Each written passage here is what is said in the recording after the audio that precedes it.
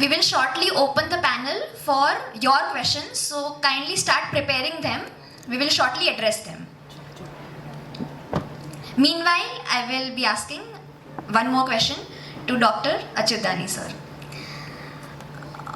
Sir, with AI, artificial intelligence, rapidly transforming today's career sector, as well as the nature of jobs.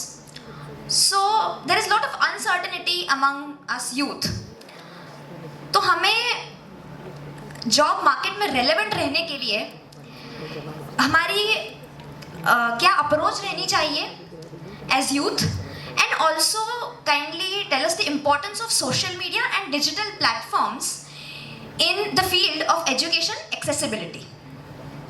It's a wonderful question and this is very close to my heart. So I'll try to answer this in this way. Look, artificial intelligence is here and it is here to stay. તમે એનું existence deny કરી શકતા નથી. Remember, artificial intelligence, AI, has been created by another AI and that is actual intelligence. આપણી actual intelligence હતી ને એણે જ artificial intelligence બનાવી છે. And now you have to understand that due to the advent of artificial intelligence and the technology advancement, lot of things which we used to do previously can now be done by the artificial intelligence engines and tools which are available. So we have to understand that something which is replaced by a technology becomes redundant for us. આપણા માટે redundant થઈ જાય છે. તો હવે આપણે શું કરવું જોઈએ? બહુ સિમ્પલ જ છે. આપણે એનો ઉપયોગ કરતા શીખવું જોઈએ. પહેલાં બી એવું હતું કે જ્યારે 1999-2000માં જ્યારે કમ્પ્યુટર્સ બહુ જ મોટા પાયે આવ્યા ને ત્યારે બધાને બીક એવી જ હતી કે કમ્પ્યુટર આવ્યા ને એટલે આપણે બધાની નોકરીઓ જતી રહેશે. તમે જ મને કહો, કમ્પ્યુટર આવવાથી નોકરીઓ જતી રહી કે તક વધી? Did it improve the opportunity or it took off the opportunity? It improved opportunities, right? જ્યારે કોઈ પણ ટેકનોલોજીનું રિવોલ્યુશન આવે છે ને ત્યારે એની સાથે જેમ આપણા માનનીય પ્રધાનમંત્રી શ્રી કહે છે, નરેન્દ્ર મોદી સાહેબ હંમેશા કહે છે કે આપદા મેં અવસર, ઓપોર્ચ્યુનિટી ઇન એવરી એડવર્સિટી. જ્યારે જીવનમાં કે જ્યારે બિઝનેસમાં જ્યારે પ્રવૃત્તિમાં કોઈ પણ આપદા આવે, કોઈ પણ મુશ્કેલી આવે ને તો એમાં તમારે ઓપોર્ચ્યુનિટી શોધવાની હોય. So same is the case with artificial intelligence coming in.